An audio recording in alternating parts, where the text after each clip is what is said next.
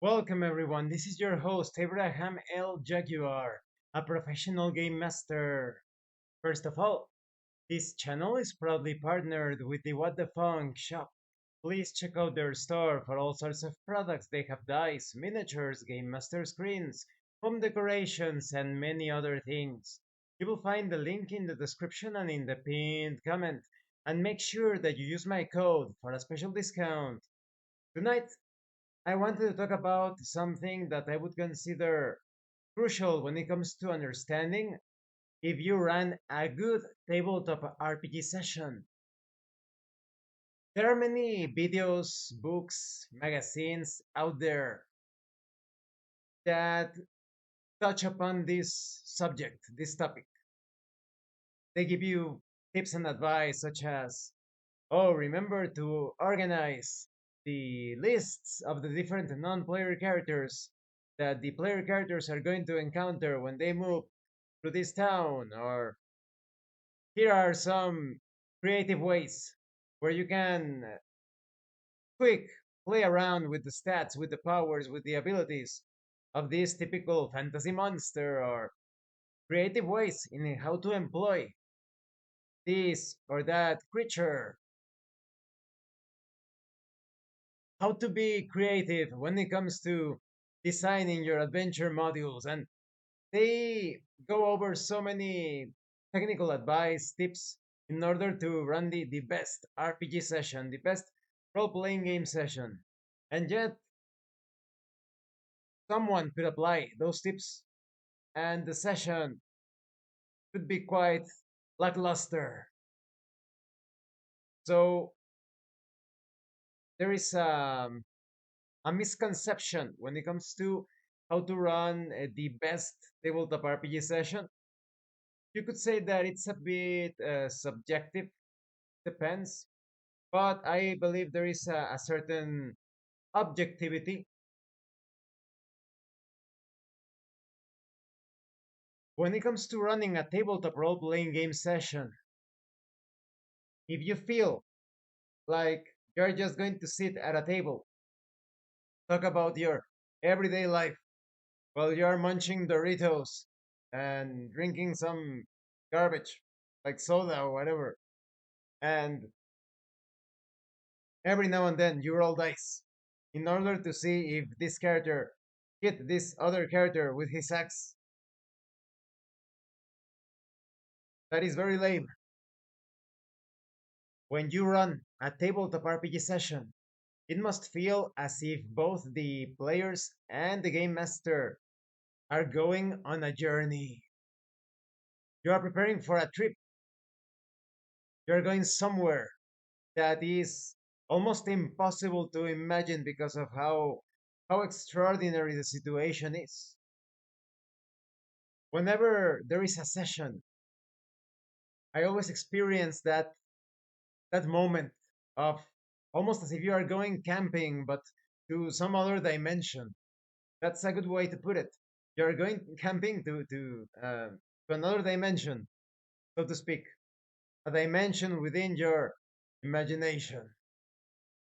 And oftentimes, throughout the years, some players have told me when you run sessions, it feels as if we are going on a trip, as if we are traveling. And I think that's proof of an excellent role playing game session.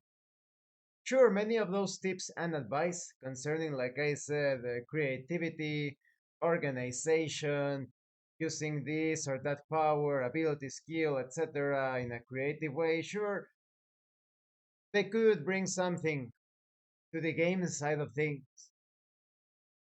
but do not toss away the roleplay. This is a tabletop role playing game. You are playing a game and you are playing a role. You could have a game master that knows by memory who knows how many entries of the monster manual or the spells, values for different weapons, etc. But if that same game master runs the most dull, most boring session ever, if that game master goes out of character and tells the player, no, you cannot do that, when the player decided to use his iron ninja claws in order to disarm the enemy in front of him. But the game master said that in the book, there are no rules or special traits for the ninja claws to disarm the opponent. It is not in the book. That's a recipe for failure. The players are completely pulled away from the experience because of the boring situation, because of the lack of interactivity and the validation of their ideas within the fiction. Remember, you are not having a conversation about the characters. You are experiencing the game world as your characters. If you are suddenly looking at things as if they were a video game, a board game, that is not a tabletop role playing game. You are not going on that journey. You are not experiencing that moment of displacement that now you are in this fictional world.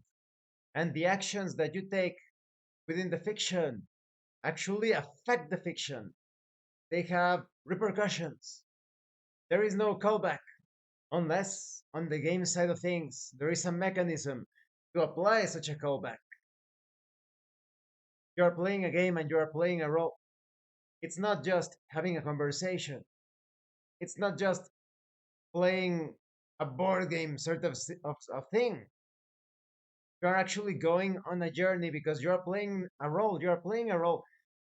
You are embodying that character, and that character does not exist in real life. That character exists in the fictional world.